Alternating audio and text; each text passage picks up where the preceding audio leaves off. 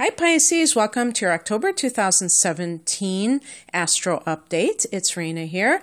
So Pisces, in October, the concentration of energy will be featured in your 7th and 8th houses. The 7th house is the house of committed partnership. And, we call it the marriage house, right? And sometimes it can also deal with legal matters. So if somebody is married and they're getting divorced and there's a lot of activity in that house, it could be talking about that even though they're dissolving the marriage. So there's that. And then the 8th house is the deep down stuff, the intimacy. It can deal with other people's money, so inheritance issues for sure, because the 8th house also deals with death. Death plus other people's money is an inheritance, or just any kind of a financial gift that is given to you. It could be your spouse's money, and so shared resources, they call it. It can deal with the occult, so astrology, the tarot, things, the secrets of life, underneath the mysteries of life, I should say. But secrets in general, the things that we keep to ourselves. And so as the month begins, there's a full moon in Aries. And Aries is your 2nd house of earned income. So just as I got done talking about the 8th house, which is other people's money, the opposite house, the 2nd house, is your money. And this is, your money from the sweat of your brow. That's how I've heard it described. And this full moon can be something, because it's in the sign of Aries, and Aries is such a catalyst. Perhaps it's something that is a new start for you in some way. Usually full moons are kind of categorized as endings, but it's very possible that for some people, this is something that is manifests for them as an increase in their income in some way. And this is especially the case if you have a job where maybe you get commissions or bonuses. So you get your main salary and then all of a sudden you get this extra money that comes in around the 5th of the month. And it can be also some kind of, if you've been working on some kind of a project, I guess that would be like contract work where you don't get paid until you're finished with the job. And then it all comes in at once. So that could be a boost to your finances. And I think that October is a good month for your finances, whether it's getting it from somebody else or for, on your end of things, and maybe both. And on the same day, this is really important because it's something that doesn't happen all the time. There's going to be a conjunction between Venus and Mars. They're called the divine lovers, and when we look at love situations, we look at Venus and we look at Mars to provide different aspects of the romantic association, because Venus is the hearts and flowers and the poetry, the romantic side, and Mars is more of the physical passion, the physical attraction that you have for a person. So when they're combined, it's like this, you could call it, if you're meeting somebody, it's love at first sight. For you, this is going to be in your 7th house of committed partnerships. So because this is such a short-term transit, where the conjunction is only on it's going to be on the 5th and the 6th of the month, it might be something that is good for even your work life, because the 7th house can be partnerships. If you have clients, and so, if you work for yourself or you're in some kind of profession where you have your own clients, like, if you're a doctor, I guess you have your own patients and stuff like that. This can prove very financially as well as career-wise beneficial for you because you're combining that ambition plus the financial reward. Venus can bring money with her, whatever house she's transing, and she will be in that seventh house during those dates, and it just so happens that one of the dates of the conjunction is that full moon in your second house, and that's a money house. So there could be some kind of a money thing that happens, and it's through other people for some reason. And then we have Jupiter going into your opposite sign on the 10th of the month. So Jupiter has been in Libra, and that has been in your sixth house of health, and that may have benefited you in some way, maybe not. Maybe you haven't noticed anything different.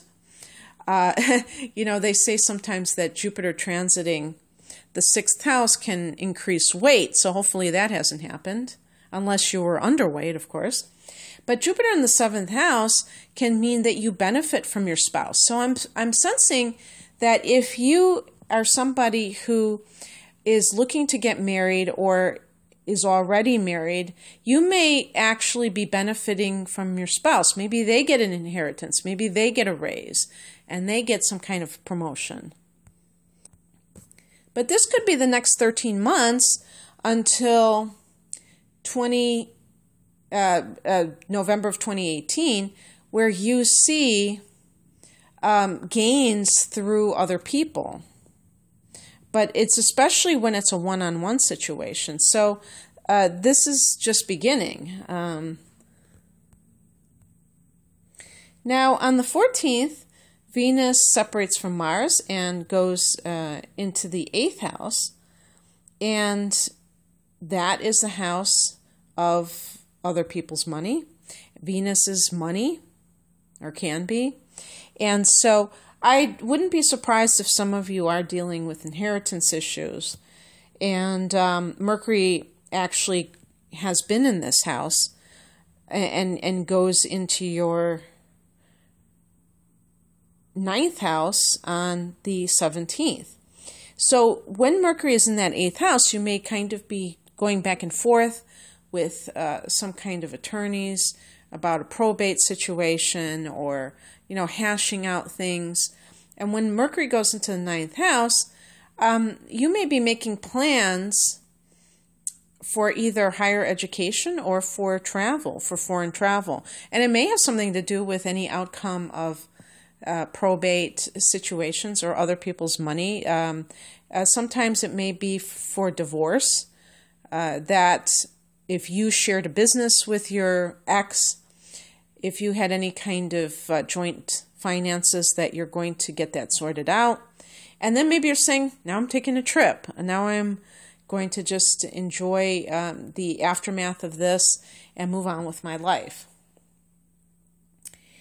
So on the 19th of the month, there is a new moon in that 8th house. So that's the new beginnings with that situation involving other people's money. If you don't have anything dealing with that kind of scenario, then it could simply be that you are dealing with perhaps wanting to do something maybe even professionally on the spiritual end of things, Pisces, because the 8th house can be you being a medium.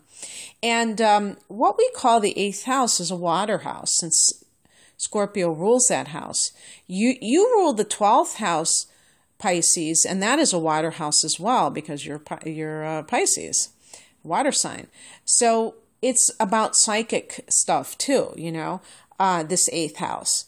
So for some of you, you may be honing your mediumistic skills and being able to converse with those that have departed from this world. And maybe there's some new beginning in that you're going to parlay it into a career, or you want to help people with it. It can even be that you're turning over a new leaf with purging yourself of things that don't serve you. It's interesting. Your 12th house deals with addictions, but the 8th house can deal with total transformation because Pluto is one of the rulers of this house.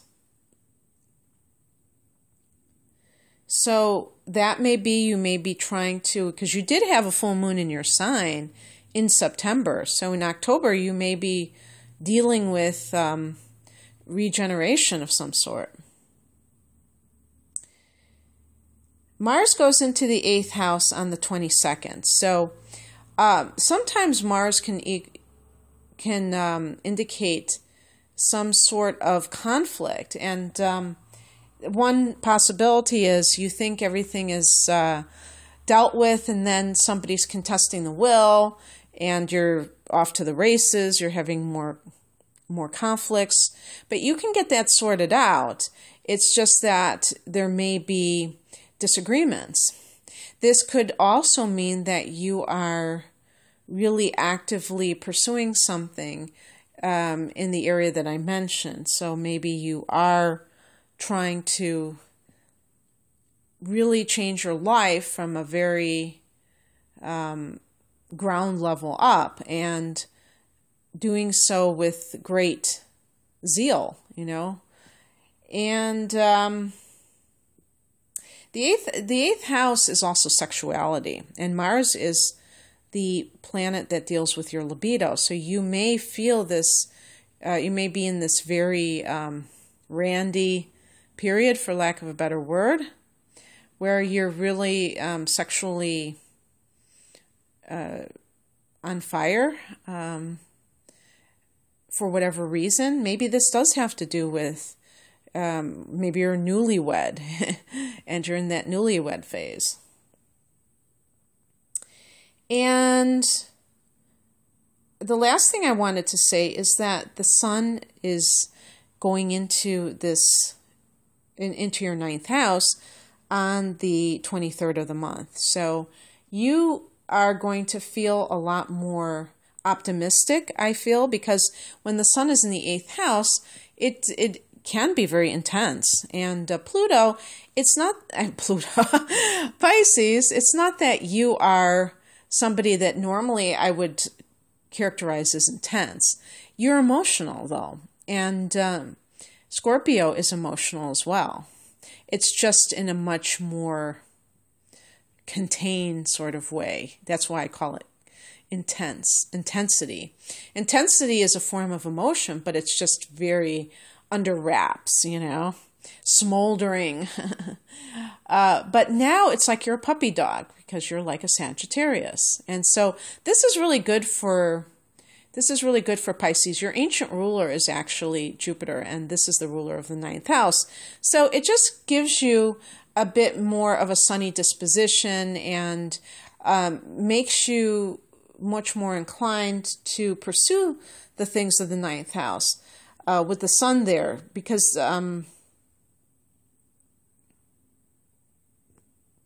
that is, it's funny, you have your 9th house is Scorpio. And I was talking about this, why I don't want to confuse you. Scorpio rules the 8th house in the universal chart, but your 9th house is actually Scorpio. So it's very interesting. It's a lovely trine to you because it's a water energy. So I think that you're going to enjoy the latter week with the sun and with Jupiter in that, both in that 9th house at a friendly angle to you. And it's a great way to end the month.